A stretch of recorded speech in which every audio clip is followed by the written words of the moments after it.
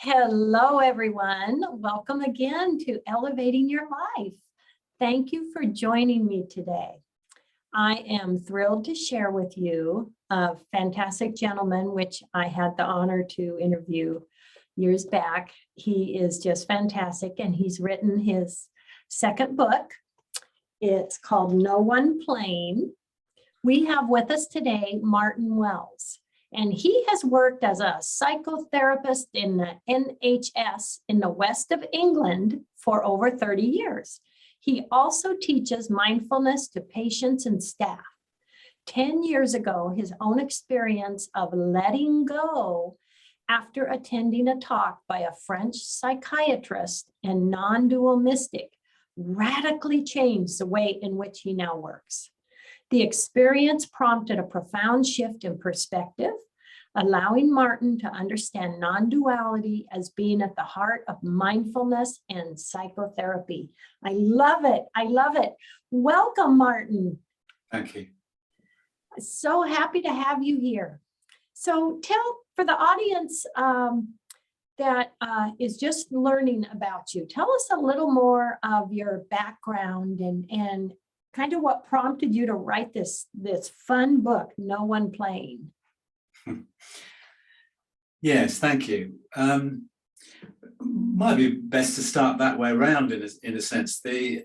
I've always been interested in sport, and my father was a golfer, and he probably put a golf club in my hand just about the time I could walk.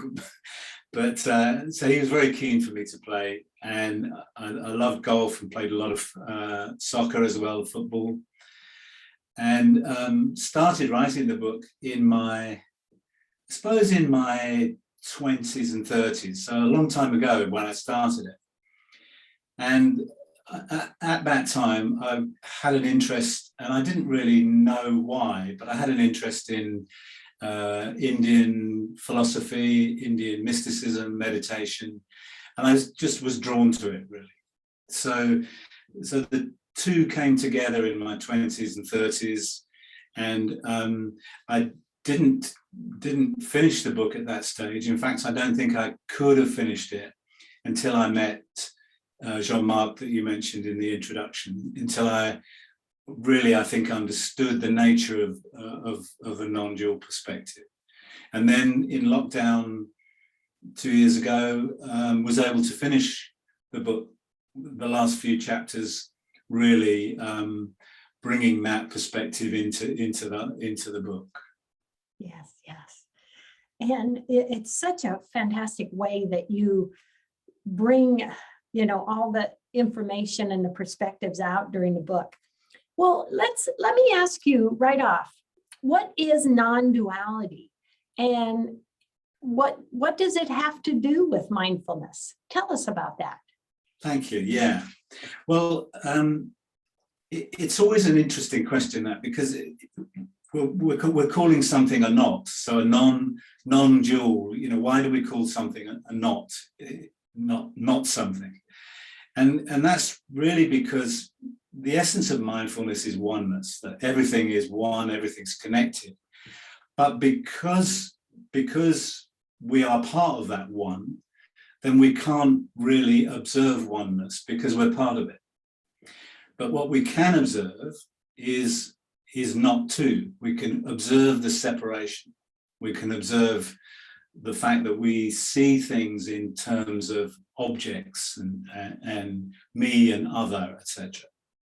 So as we observe that, and the essence of mindfulness is awareness and observation, then what we're observing is not two, not this, not that.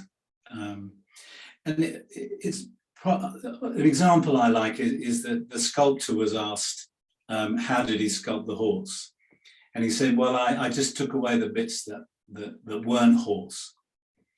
So to find our true nature, we take away the bits that aren't essentially who we are.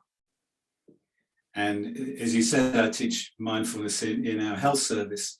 And one of the things that patients really get hold of sometimes is the fact that they're not their thoughts. I'm not my thoughts. I'm not my personality, my patterns of behavior. That's not ultimately who I am.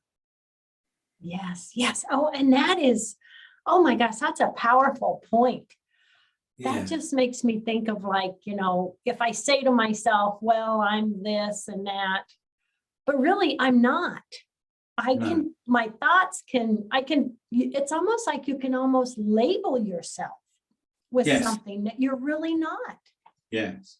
And in psychiatry, of course, that's quite extreme. So one person I worked with, she'd had depression for over 20 years, sometimes a psychotic depression, and her thoughts were intensely critical and debilitating, judging, really extreme stuff like you're worthless, you're a failure. So these are the sorts of thoughts that she was identifying with for a very long time. And as soon as she realized, actually, they're just thoughts, of course, then something is potentially really liberating in that moment. Yes. So when we realize these are just thoughts, then do we sit back? Do we then say, I'm going to really look at what thoughts I create and what I put out there? Does it change that from the go? Well, the beauty, I think, of non-duality is that we don't have to do anything in terms of a remedy. And again, we come back to the horse and the sculptor, because if we take away the thoughts that we've identified with, then what emerges is our true nature. And our true nature is love and compassion and connectedness, union. So what flows from our true nature, the thoughts and feelings that come from our true nature, we don't need to create them or recreate them. They're spontaneous, and they come out of the liberation from realizing we're not those other I thoughts. Yes, yes. Something in your book that I just absolutely loved was, you said, if we let go of attempts to control life, we will be more in harmony with what occurs. That's beautiful. Yes. To realize that. Yes. It's such a challenge for us, because of course we like to think that we can control things, and we like to, and of course, when we have childhood experiences where we're out of control, where we feel traumatized, where life seems to be bringing us things that we don't want or need, then of course we tend to move into a more controlling style, and it's sort of effective, but actually ultimately not. And so that letting go of control is a profound process for all of us. Oh, that can really help us achieve some peace, can't it? Absolutely. Yeah.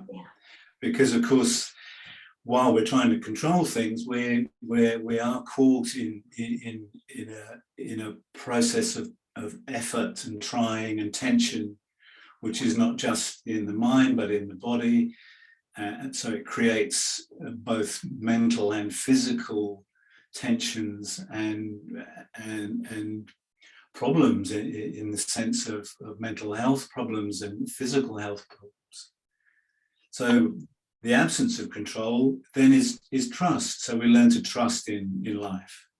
Oh, I love that. Because I would guess with constant trying to control, you really never find success, because outside of us are things in life that we can't control. No, that's right. Well, what can we control? Really, we can't control the weather. We can't control what's happening tomorrow. None of us know what's happening tomorrow. We can, I can move my glasses from there to there on the desk. So I'm sort of I can sort of maneuver things about, but that's about it, really. Yes, yes. And coming into that mindfulness. So, it's really fun how you kind of played that in with the theme of golf. So really, this book is, you don't have to be a golfer to enjoy and get something out of that book. You just really, I think it's a really fun way that you've created to share this information with us. Thank you. Yes. Yeah. I mean, as you're saying, I mean, the premise is I go out to play and my brother can't play. So I'm there thinking I'll play on my own. And then this Asian gentleman is on the first tee. And I think I'm going to have to tell him all about golf. And, the premise obviously is that he ends up teaching me the inner game, which... Yeah.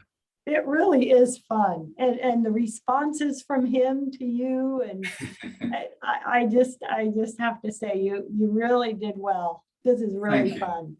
Thank you. Something that I thought I was intrigued with in the book, you mentioned the monkey mind. Tell us what that is. Well, I suppose the most common question I'm asked when I'm teaching mindfulness is, can I control my mind? And again, we're back to control.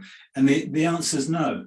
Really, we can focus, say, on a candle or a mantra or something like that for a while, but we can't really control our minds. And in Buddhism, it's called monkey mind. The mind jumps from tree to one association to the next. And we don't need to try and manage that or control that. We can simply observe that again and accept that that is the nature of the human mind. And that acceptance, of course, means we're out of the struggle with the mind. And again, back to the patient who said, well, I know I'm not my thoughts. I'm not my thoughts anymore. And monkey mind, for many people, it can be quite benign, but for some people, it's extreme and it's depressing, debilitating.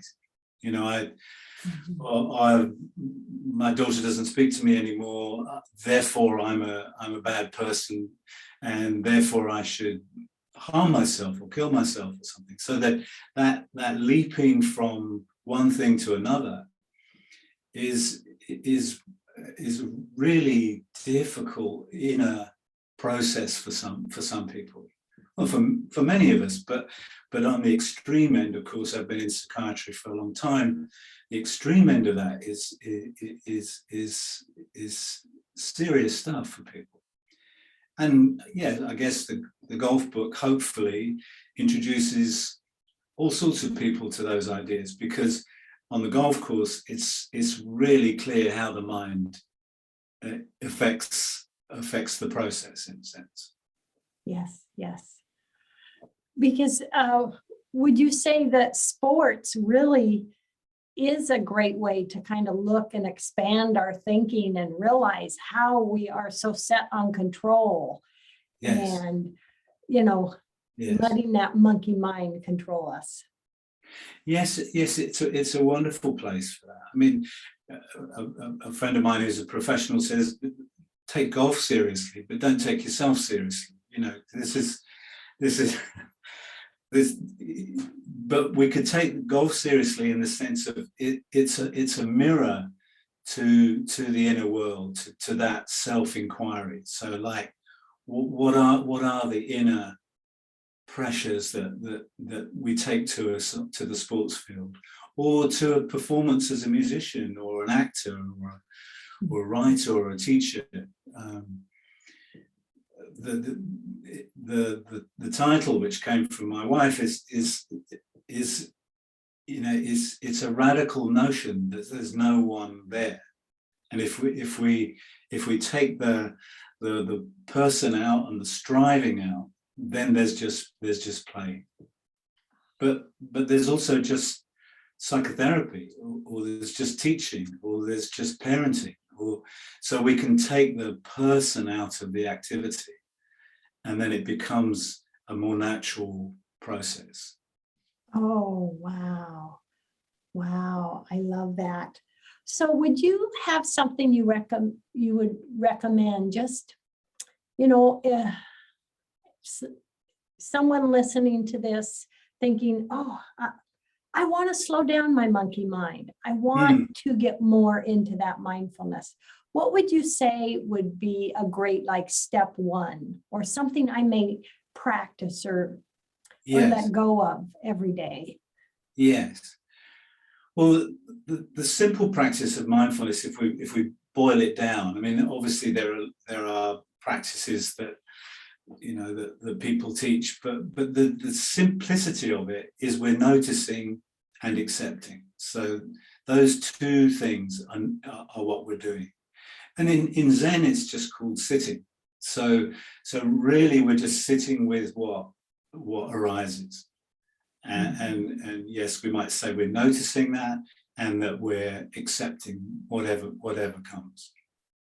And that way we take out even an attempt to slow it down. There's just there. One of my patients gave me a nice image for that. You know those snow globes that you get in Christmas? Yes. And you shake them, don't you? And then what you do is you just set them down on the table or somewhere, and the snow settles by itself. Now, we're the same as that in a sense. So rather than try and pick each snowflake apart or analyze them or try and get involved in them in some way, we don't need to do that. We just need to sit still, not literally still, but just in our own stillness, and let those flakes just settle. And that's automatic. That's what happens. Oh, I love that analogy. I love it. Sit, let those snowflakes settle, and then I'm thinking I'll put my boots on and get up and walk through my day. Yeah, sure. Instead of trying to, no, I don't want snow, move Exactly. that snow. Yeah, just let those snowflakes settle. That is a great analogy. That I like it so much. Yeah, it's helpful, isn't it? Yes. Because things, happen around us, and, myself, I've always believed, okay, I'm going to look at that. What I can do in that situation, I'll do, and then I'll let go, because there you go. Yes, absolutely. And it doesn't mean that we don't face the things that come to us in life or the problems that come to us in life. It's just that we face them from a place of peace and stillness, so that then there's a clarity, and that clarity then leads to the action that comes. Whereas if we're too caught up in thought and conflicting thoughts, then our actions get distorted by those thoughts as well, or get distorted by ego. And again, there's a metaphor on the golf course, of course, that ego can get in the way of our playing, in harmony with nature and the game. But in the wider world, we see the problems of ego. We see massive problems in the world with ego. World leaders that are so caught in ego they can't see the humanity of what they're doing. Yeah. And to just sit in that stillness and sit in that place of peace and compassion, that makes a huge difference, doesn't it? Yes. Wow. I can just imagine over the years, and with working with so many people, I just want to say first a big thank you, Martin, for all the people that you have affected with your guidance and your compassion. And that's a really beautiful thing. And your Sitting in Stillness book is a wonderful book as well. I enjoyed it so much. Yes. That's, that sitting in stillness, that peace, and being able to get in that place, really that's an ultimate success, isn't it? You know, it Yes. really. Yes. And it's what I suppose, what I hadn't realized for a very long time, which is certainly the beginning of the book, is I thought that somehow needed to be achieved.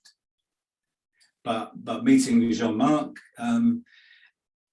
you know, in the teachings that came from non-duality, I realized it doesn't need to be achieved or grasped or found anywhere. It is what we are. So it's much more of a stopping and a coming back to ourselves than an acquiring of anything or an attainment of anything. Yes. I love that, coming back to ourselves. And would you say when we do that, we really are opening up to, you know, just a whole different set of feelings and maybe intuition and, Yes. you know, positive manifestation? Yes, absolutely. All sorts of things. The loving beings that we are. The probably best examples is if we look at babies and animals in nature, then we see just a pure connection to the environment. Mm-hmm. And that of course just leads to a very different way of being with others, because if we're connected without ego or story or defensiveness or whatever, then there's just a natural connection, like babies do. You know, Mm-hmm. they reach out and we hold them and they're held. It's what nature does. Yes. And then that connection just grows, doesn't it? Yes. The love is shared, the caring. Yeah. Yes. Well, there's a perfection to that which we've just lost in our view of ourselves.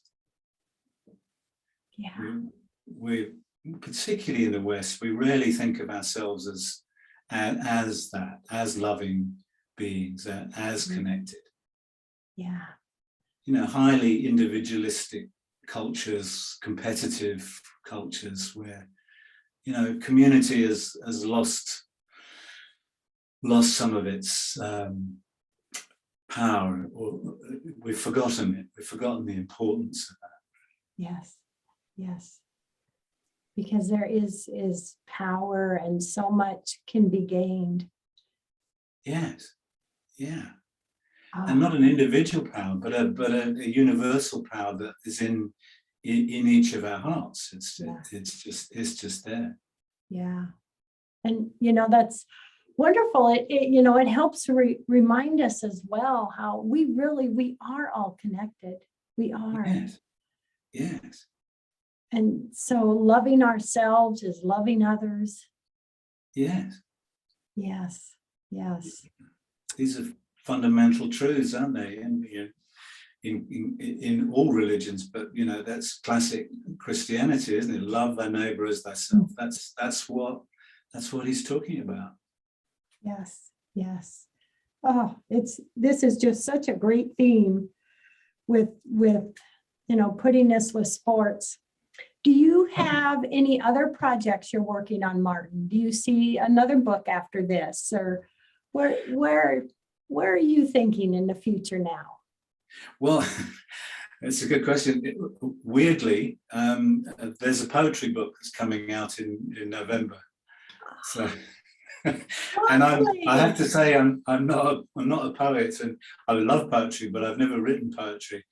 But my wife had an operation which meant that she couldn't be in our bed. She needed to be on the sofa in the living room.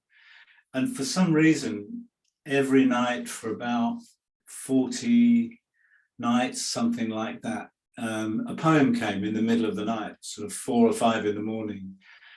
And I'm using that phraseology because it was like that. They sort of arrived, and it might have been based on a theme from the day before or something, but they arrived, and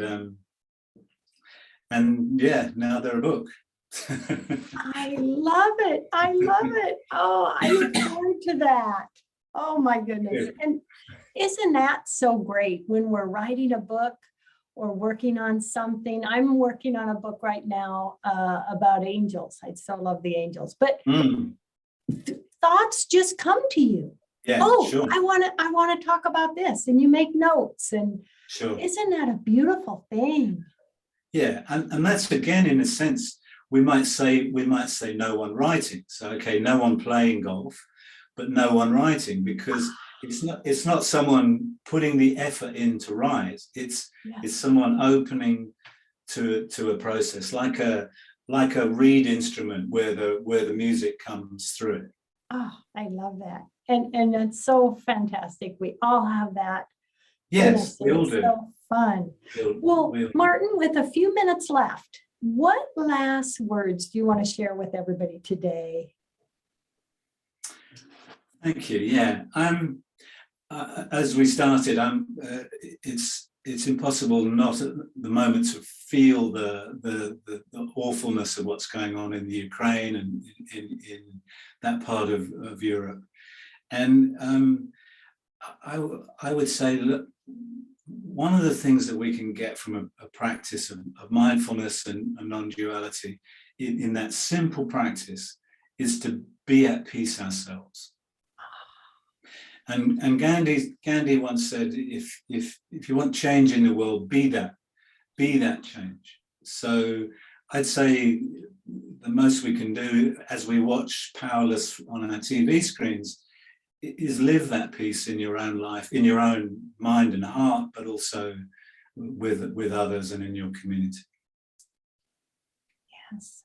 Yes, that is beautiful. Oh, thank you. You are just a gift and an inspiration. I am so grateful to have connected with you, Martin. Oh, it is beautiful. And everyone, you can get a copy of Martin's books on Amazon. They're fantastic. And I'm just thrilled to have had you with us today. And to everybody out there, love, hugs, and blessings. Yes, have a beautiful day. I am so grateful to everyone. Martin, love, hugs, and blessings. I am grateful to have you on the show today. Thank you for inviting me, Paula. Really appreciate it. You are so welcome. Thank you, everyone. Bye.